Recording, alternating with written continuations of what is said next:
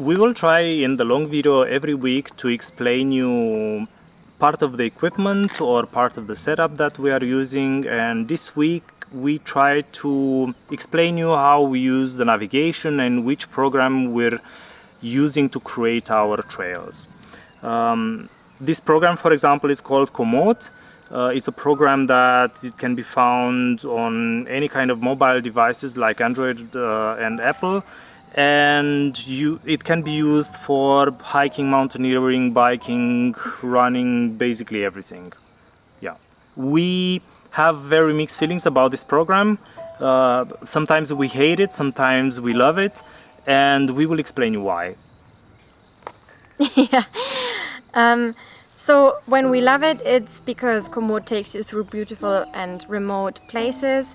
When we hate it, it's even the same thing basically, because it just chooses sometimes the most ridiculous off-grid paths that you could even imagine. It just takes you through the middle of the forest, like through the bushes, or just, as we already showed in the last video, a non-existing path through the meadow of cows. And you have to then lift your bike over a fence. This happens and it just kills time sometimes, and it gets very frustrating for us because we have to go places and we cannot spend 2 hours for 5 kilometers just struggling with the bike. So we have to be a bit practical. Even if we choose mountain biking as a setting, we expect to still have paths that are kind of rideable, and Komoot is a bit stubborn with the paths. It just always, if you put mountain biking as a setting, it just always wants to get the most off-grid ridiculous path for you. And so we started now putting gravel biking as a setting if we want to connect trails. And that has kind of worked out for us. Sometimes it still takes you through very rocky paths where you think like, how am I supposed to get through this with a gravel bike? Yeah, but most of the times it's kind of the right setting for us now, because it just takes you off-road but not completely unrideable.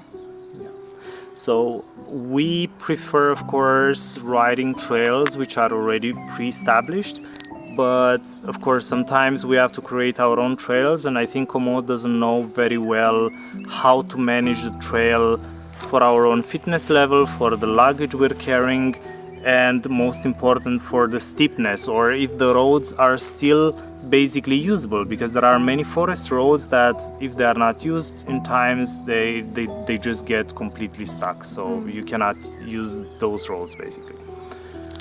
Yeah.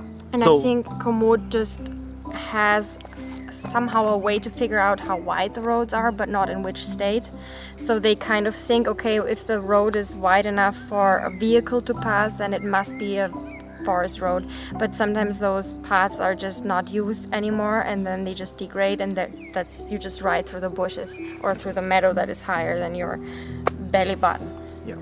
Yeah, so it happened to us very often to put mountain bike as a setting and to be taken on hiking trails, which can be, at least in Europe, it can be very annoying for people hiking.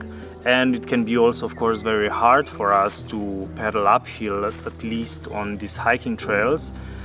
And sometimes when we're putting also gravel, but it happened to us even using a road setup, like trying to establish a road trail or a road path between countries or cities, and we still sometimes end up in the middle of nowhere, like with no pavement and nothing. And with gravel is the same. I think with gravel there is a lot of where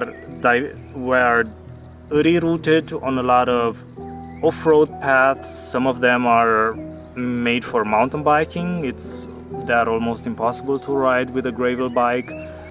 So Komoot should refine the filters which they use to create the paths for the users. As for the navigation, we are using a device from Wahoo. It's Wahoo Element ROM. It's the first version, and we like this device because it's not touchscreen.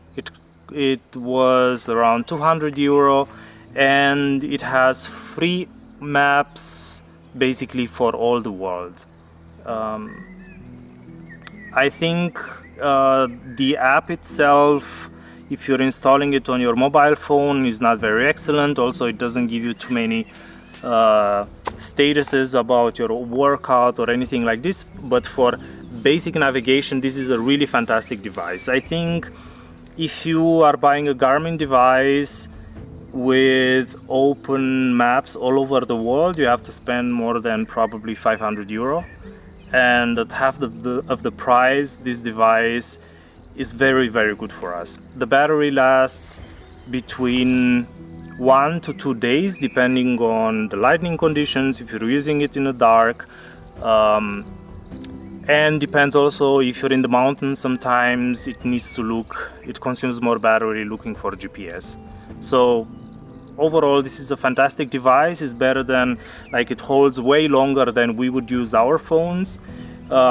It's also more expandable in a way that you can break it and buy a new one instead of breaking your phone, for example. Yeah. As a backup, I'm using basically my Garmin Fenix 7X watch, which also has maps, and if the Wahoo breaks, I can use the watch to strap it on the handlebar and to use it for navigation until I manage to get a different device, for example. Of course, the display is a bit smaller, so I'm not going to manage to see, let's say, directions as well as a bike computer, but it still works. And our third option, even if both the Wahoo and the Garmin would break, we still have a Garmin Inreach, which is still able to show at least the trail.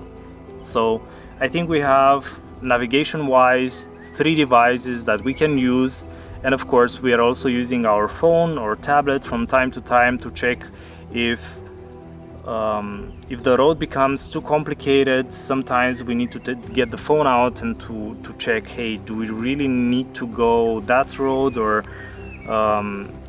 sometimes we are not allowed, for example, to pass the roads, or the roads are closed, so we kind of have to always confront it with Google Maps, Komoot.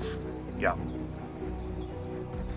One more thing I wanted to say, when we're navigating through our paths, at least we try to stay informed where we can find supermarkets to plan a bit ahead with shoppings and water.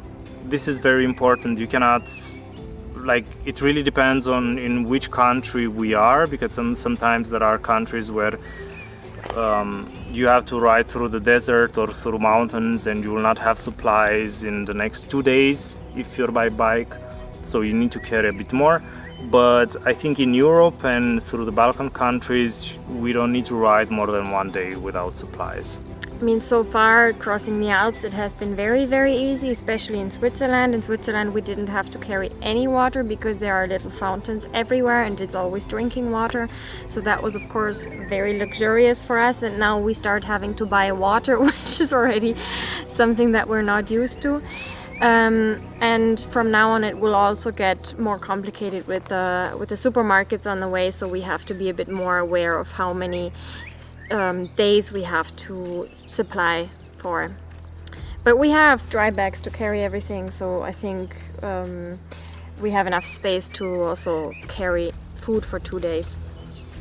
Yes, of course, we have space, but the more food we are carrying, of course, the heavier the bikes are, and it becomes more difficult to ride trails like being without luggage.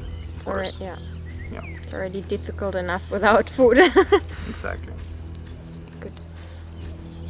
Tell us what you think about our equipment in the comments below. Thanks for watching and see you in the next video.